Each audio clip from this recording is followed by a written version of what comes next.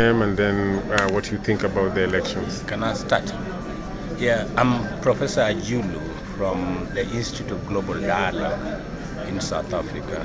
I'm an observer of the elections. It's not the first one in Kenya that I've been to. I was here in 2002. As far as the elections are concerned, the voting processes in a lot of places was very free and fair. But the management of election, counting and tallying has been terrible. I've never seen anything.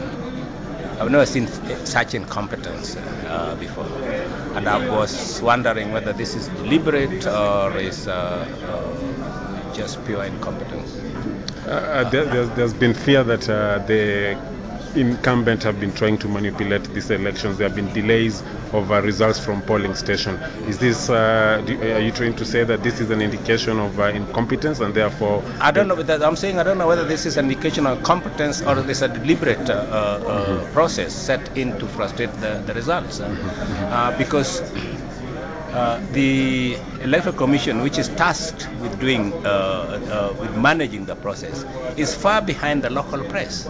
And this is the group that is given for resources to be able to get the results in time. They have not been able to.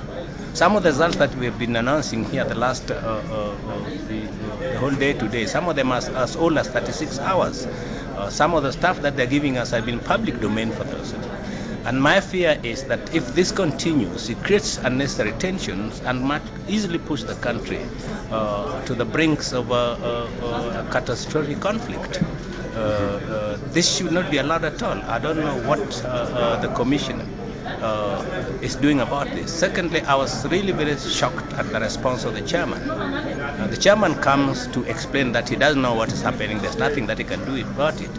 He is in the ultimate analysis the chief of staff, and the buck stops with him. He can't come in a situation like this and say there's nothing I can do. I don't know, and there's nothing. That answer is not satisfactory at all. There have been pockets which have really been very bad, and again I do lay the blame squarely on the Electoral Commission.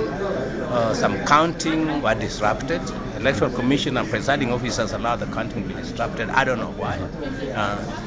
They have not moved fast enough to remedy those situations. And in Nairobi, I think that there's some number of constituencies which ought to be done again. The election should be done afresh. What would you say about, or what do you comment about the violence that we have witnessed in different parts of the country just before the announcement of the results? That is precisely because of the tension and that the Electoral Commission has allowed to go on.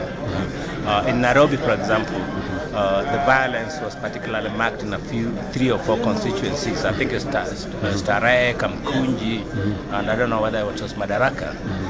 In Kajiado, you saw the violence the other day, just before the announcement.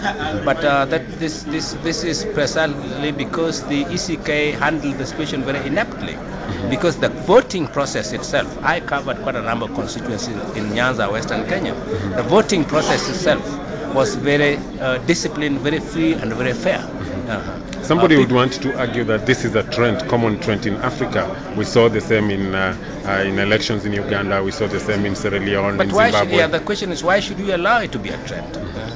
What is it about Africans that makes them incapable of handling elections? Or what is it about Africans which makes them incapable of dealing with contest? It's a question of contest. If you open yourself democratic process, there's a possibility that you might lose. If you lose, you bow out and sit. And I think that the former MP for KO, Biot, did a very noble thing. Came out, addressed the press, and said, the results have been given. I accept the verdict of the press. That's how it should be done. Okay. Yeah. Thank you so much.